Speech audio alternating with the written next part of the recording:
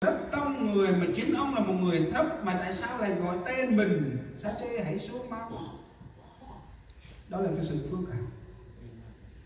Hãy sang nào ít tay tâm người riêng nào ít sâu sa chê ở đâu nó kata là ấp ni cũng chi bằng chỉ quay ra một quan ô ấp ni là bằng quan hơi sa chê chưa khơi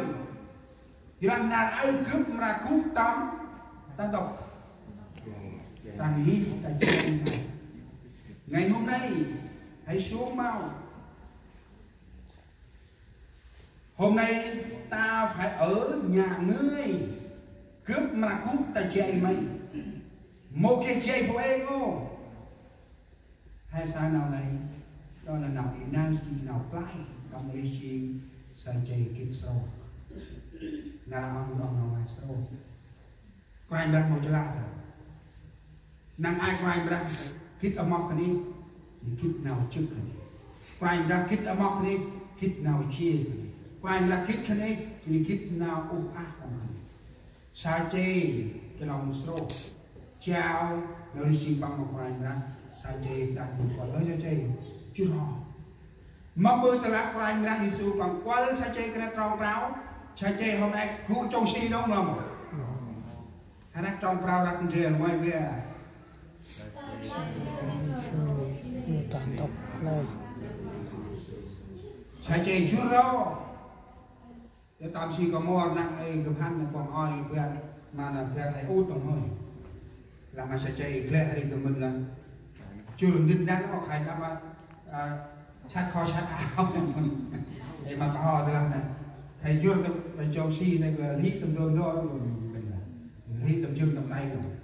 lý là và nơi cho nơi tầm sạc tầm chẳng chưa cơ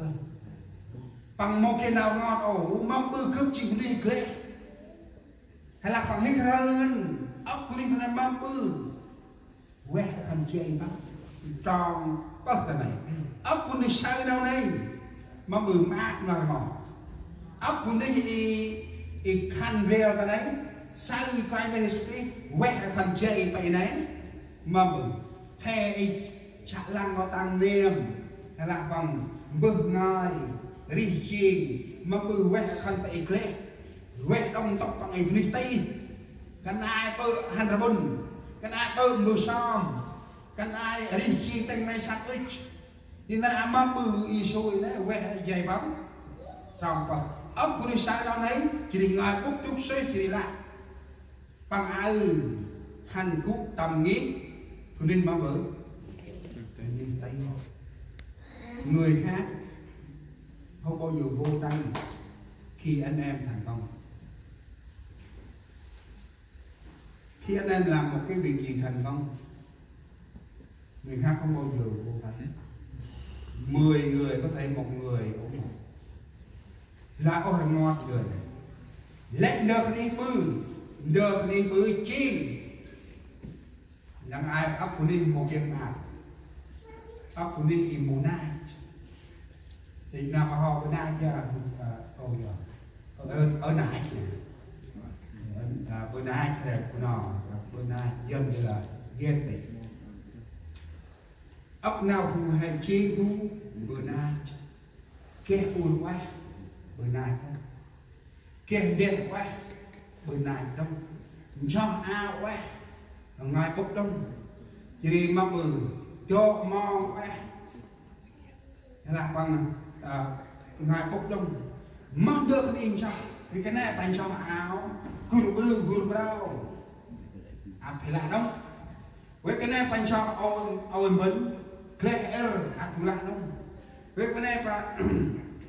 ai sợ ai xì chặt thì là anh hô bánh nhom và phải là đông yết mà quay chạy đâu đặt quay ra là chạy trâu ta là sẽ nói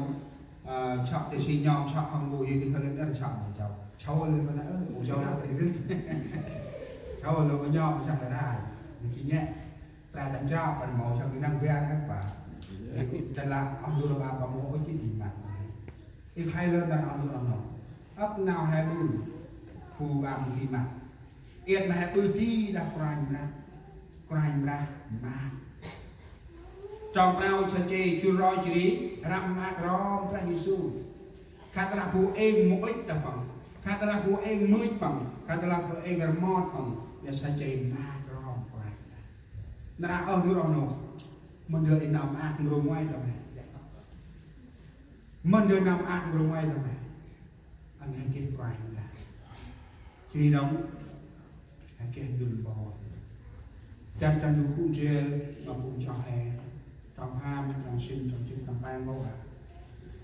lối chí sai chơi quay đặt mất tăng những bằng ấy mong mử sai chơi cuộn lắc mà là mong mử kiệt có su bộ hè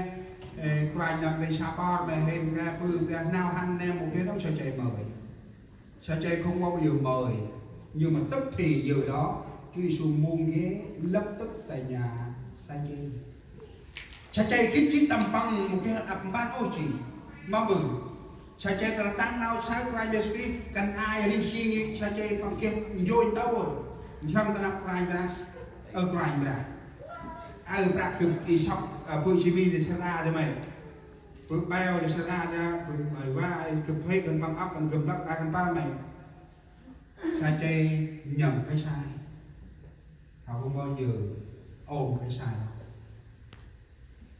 thì đông là một sai chế cũng sống ta nạp đây rồi chỉ là mà ở quanh ra ai cướp ăn mà phùng o ai ngủ chấp đờ cướp ta lá cướp sàn đờ hú cướp so plug mà khẩn bằng quan tóc ốc lớn đó là cái sự ăn năn của sai chê khi mà họ làm sai họ muốn nhập Chúa Giêsu mà quanh ra skin lại quanh ra skin xung quanh mà bằng lại gần như là xác nhận sai chê là một người con cháu ai tròn sinh Brazil mà bắn là anh nào các bạn là lặng tầm nghi anh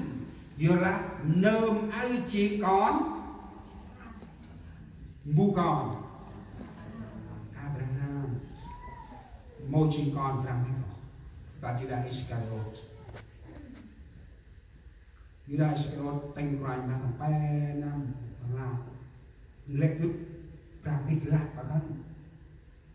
lệ thức ta mà thương đặt rằng Isuna mà khăn Isache anh